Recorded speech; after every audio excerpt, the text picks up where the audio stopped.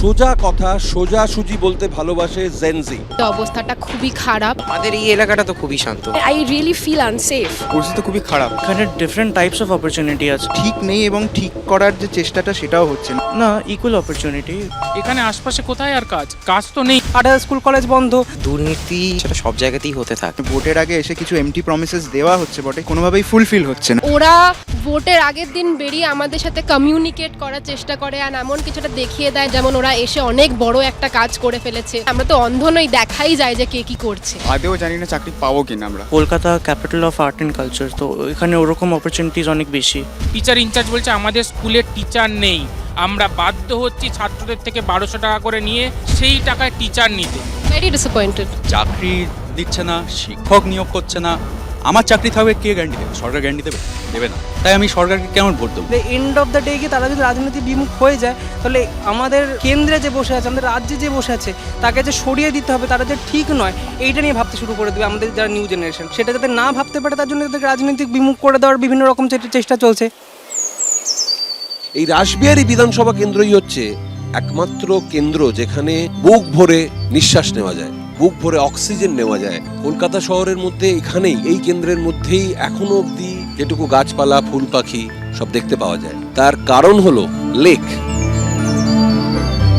আমরা দেখেছি রবীন্দ্র সরোবরের ভেতরে কিছুদিন আগে প্রমোটিং করার একটা ধান্দা চলছিল। সাধারণ মানুষরা প্রতিবাদ করেছিল যে রবীন্দ্র সরোবরের ভেতরে প্রমোটিং কেন হবে, সেটা কি করে পারমিশন দিলেন, কে দিল, কত টাকা খেয়ে আপনারা এই পারমিশন দিলেন? যেই মুখ্যমন্ত্রী মেয়েদেরকে বলে যে রাত্রি 8টার পরে বাইরে বেরোনা, তাকে আমি কেন ভোট দেবো? বা যেই প্রধানমন্ত্রী মন্দির মসজিদ নিয়ে পড়ে রয়েছে, তাকে আমি কেন ভোট দেবো?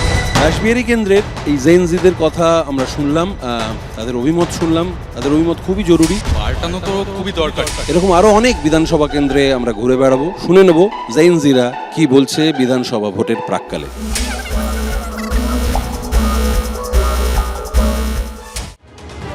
রাজ্যে এসআইআর প্রক্রিয়া প্রায় শেষের পথে। শুনানি নিয়ে জেলায় জেলায় যখন হেনস্থা হয়রানির অভিযোগ উঠছে, এই আবহে ফের এসআইআর প্রক্রিয়ার সঙ্গে একেবারে ওতপ্রোতভাবে জড়িত বিএলওর রাজনৈতিক পরিচয় নিয়ে প্রশ্ন তুলল বিজেপি। বিজেপির অভিযোগ, মালদার চাঁচলে বিএলওর দায়িত্বে থাকা এক ব্যক্তির নাম উঠেছে তৃণমূলের সদ্য প্রকাশিত ব্লক ও অঞ্চল কমিটির তালিকায়। কাজল দেখের 146 নম্বর বুথের বিএলও চন্দন সাহা। এবার তাঁর বিরুদ্ধেই পক্ষপাতিত্ব ও বিধিভঙ্গের অভিযোগ তুলে নির্বাচন কমিশনে অভিযোগ জানিয়েছে বিজেপি। তৃণমূল কংগ্রেসের ব্লক কমিটির তালিকায় জল করছে 32 নম্বর সিরিয়ালে চন্দন সাহা আর সম্পাদক হিসাবে। জল করছে মালতীপুর 47 নম্বর বিধানসভায় কাজল দিঘি 146 নম্বর বুথে বিএলও হিসাবে সেই তালিকায়।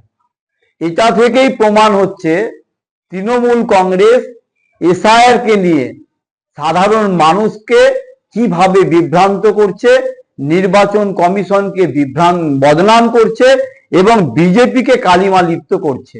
এই বিষয়ে আমরা নির্বাচন কমিশনে কমপ্লেন করেছি। এর আগে আমি ছিলাম, এর আগে গত ব্লকের আমি সেক্রেটারি ছিলাম, চাঁচল 2 নম্বর ব্লকের। আমি তো আগে থেকেই ছিলাম বিএলও ছিলাম এবং যবে থেকে এসআইআর বা এই সমস্ত কাজ চালু হলো তবে থেকে কিন্তু আমি কোনো মিটিং মিছিল বা কোনো পার্টির সাথে যুক্ত নই। গত শুক্রবার তৃণমূলের জেলা নেতৃত্বের তরফে ব্লক স্তরের কমিটির নেতাদের নামের এই তালিকা প্রকাশ করা হয়েছে। বিএলও কারা হবে সেটা তো ঠিক করে অ্যাডমিনিস্ট্রেশন। তিনি হয়তো দলের পদাধিকারী হয়েছে, তো সেখানে সঠিক ফোরামে আপনারা কমপ্লেন করুন।